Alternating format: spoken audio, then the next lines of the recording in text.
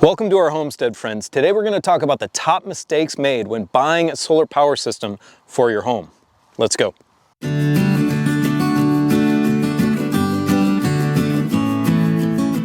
So the reason I really wanted to touch on this today is because if these mistakes are made, then it could really turn you off to the idea of solar. And we've had such a positive experience with it, I want you to have the same thing. So one of the first mistakes made is not researching your equipment well enough and for long enough. There are so many things out there that you really need to dive in and understand how good some equipment is, how bad other equipment is, and how many choices there are. And that's especially true if you are going to do it yourself. And if you're going to use an installer, don't just go with the brands that they sell. Research different installers, research different equipment to find out what's best for you, because they could be suggesting things that are inappropriate for your specific situation. So an informed buyer is a better buyer. Now, some installers will work with you on equipment that you do purchase ahead of time, but a lot of them won't. They will suggest their own equipment. And that's a positive in one regard, is that they are licensed to work on and fix that specific brand of equipment. And that could be a good thing, but you need to make that choice. They could suggest the Ferrari or the Mercedes of inverters, when all you need for your situation and your budget is the Ford. Or Chevy or Honda or Toyota, whichever one. Now these all kind of go together, but the second mistake made is not buying the right type of system for your house and your situation. There are really three types of systems out there with a few variations, but there's a grid-tied system, a pure grid-tied system, a hybrid system, or an off-grid system. You need to understand that with a grid-tied system, if the grid is down, then your system is not working. Now, a hybrid system is a little bit different.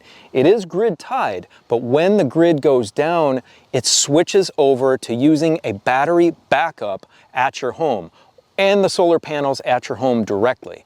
So those hybrid systems always need a battery backup, because additionally, if the sun goes down, the grid is out, then you're still not going to have any power. And the third type of system is the system that we have, and that is an off-grid system. Our system essentially works like a generator. It is a solar powered generator. I have a battery backup, and this is not connected to the grid at all. And this is a system I recommend because in most places you can do it yourself. Now, the third mistake that is made is over or underestimating your power usage.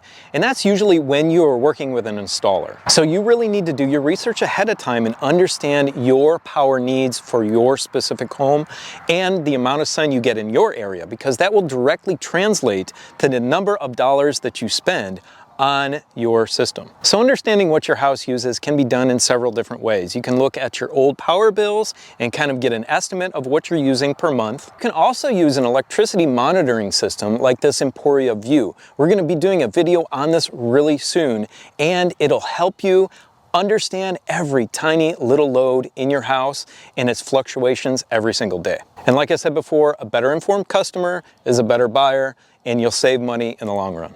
Now, the next three go hand in hand, and it's actually something you really got to look out for. So when using a solar company, you want to keep your eyes peeled for what's called a PPA, or a power purchase agreement. And essentially what that is a long-term lease. And in some cases, it's a lease for up to 30 years. In my opinion, you are never going to get any money back. You're not going to see a savings at all if you do something like that.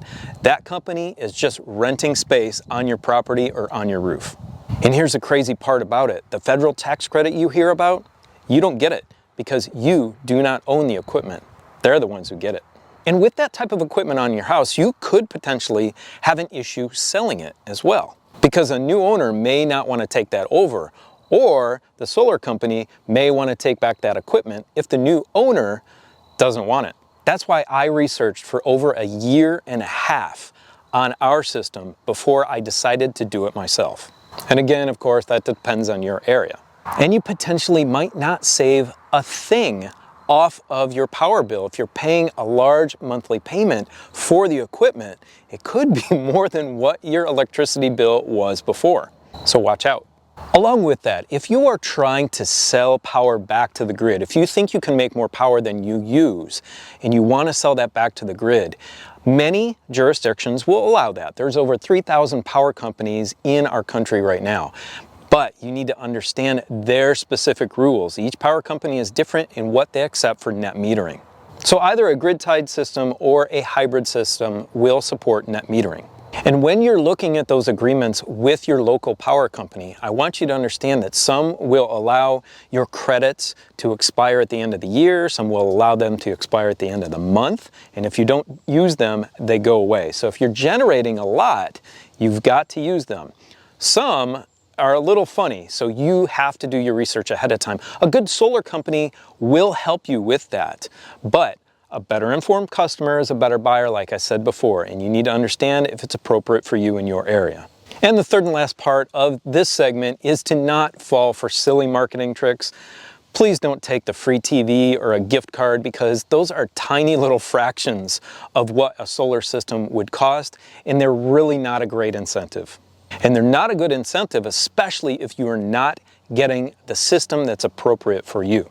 We've installed 2 different systems here on our homestead. Click on the playlist at the top of the screen to see how we installed all of it. I'm very happy with all of the equipment that we bought from Signature Solar, and if you're interested in that, there's links to all of our stuff in the description below. Signature Solar carries your Porsches and your Mercedes. They also have the Toyotas, the Fords, and the Hondas. They have off-grid systems, hybrid systems, grid-tied systems, so they have something for everybody. So the next thing that's misunderstood is the federal tax credit. And recently, Congress just approved it or re-upped it to 30% for the next 10 years, from 2022 to 2032. So when I did this last year, I got 26%. Totally cool, but now you can take advantage of 30. But I want you to understand that it's a tax credit. So whatever tax you owe, it lowers that amount that you owe, and it could be 0, but you're not going to get money back. It's not a tax rebate. So make sure you understand that, and if you're going with a solar company, they understand that as well. So the last mistake made, and not many people think about this at all, is your roof. So you should not put a solar panel system on your roof if your roof is 10 years old or older. That's because you're going to need to replace your roof potentially quite quickly after you install the system, and you don't want that to happen. Now, a good solar company will know that, and they will ask you how old your roof is.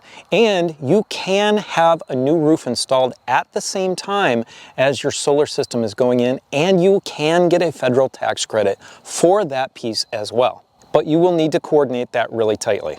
And in my opinion, I don't like solar systems on roofs, but if you are in the city, then that's probably the only place you're going to put it.